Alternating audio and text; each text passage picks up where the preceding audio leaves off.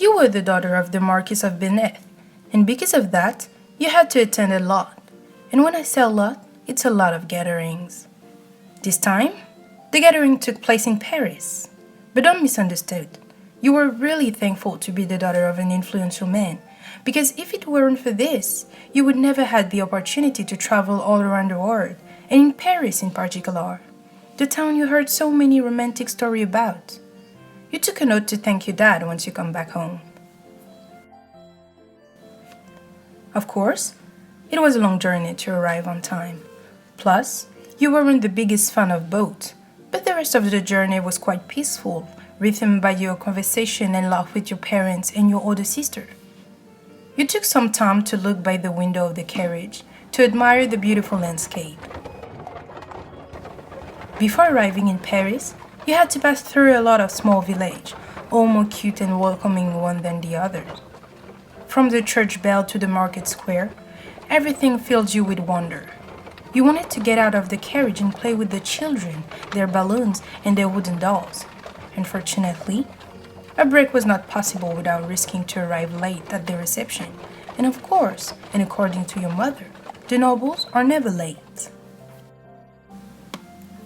Listener! Listener! Lost in your thought, you heard a distant voice calling you. Your sister looked at you with a big grin on her face. You didn't understand right away what was happening.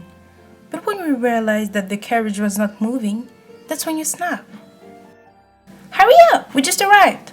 We have to change clothes and all. You wouldn't want to be late and make all these pretty boys wait for you, huh?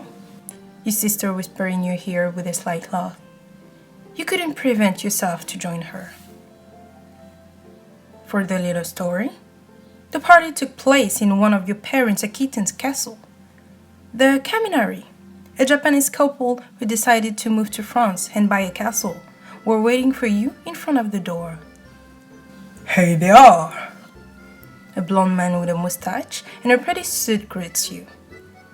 A rather agitated discussion with your parents ensued. When they had finished, the woman turned to you and your sister and asked you to follow her.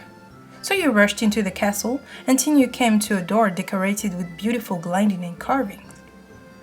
The wife, Mrs. Kaminari, had proposed to take care of you and your sister and to lend you clothes and makeup. She only had sons, so she always wanted girls to pamper and play with them. After what seemed like an eternity, you and your sister were finally ready, and the result was, not to be presumptuous, but spectacular. Ladies, are you... Wow, who would know that my daughter was such beauties? I have to watch you closely tonight. We wouldn't want anybody to steal you from me, huh? Father? Your sister laughed with him. But you know that my purpose tonight is to find a husband, right? She said while giggling and wiggling her eyebrows. Of course, of course. And then you're going to leave your poor father with a broken heart. Thankfully, your sister will stay with us forever. Isn't it, sweetheart?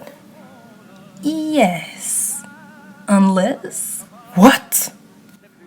Right when he was about to complain again, your mother made her entry in the room.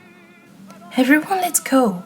They're going to call our name, and when I always say, the nobles are never late. You and your sister hand her sentence before her. Exactly. Now, should we? Let me lead you, dear. Mrs. Kaminari insists.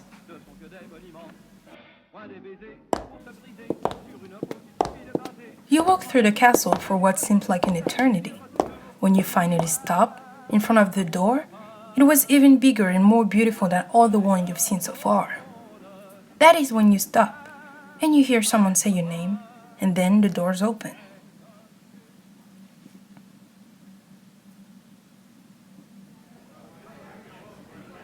The reception was great, the people nice, and the food delicious, but you couldn't resist feeling quite old.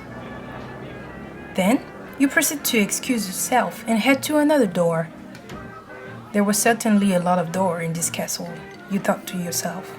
You didn't know where it would lead, but you just wanted to escape the loud sound and the gathering. A garden. A beautiful garden was right in front of you. Flowers, trees, and fountains. You decided to sit near one of them and just wait. It was so calm and peaceful. No one in the area, just you, your thoughts, and the sound of the nature. You came here to escape the party too, huh? Huh? Scared? You almost fall into the fountain, but before your head touched the water, a pair of arms catch you. Then, you meet with a pair of golden eyes and beautiful green. Just in time, milady.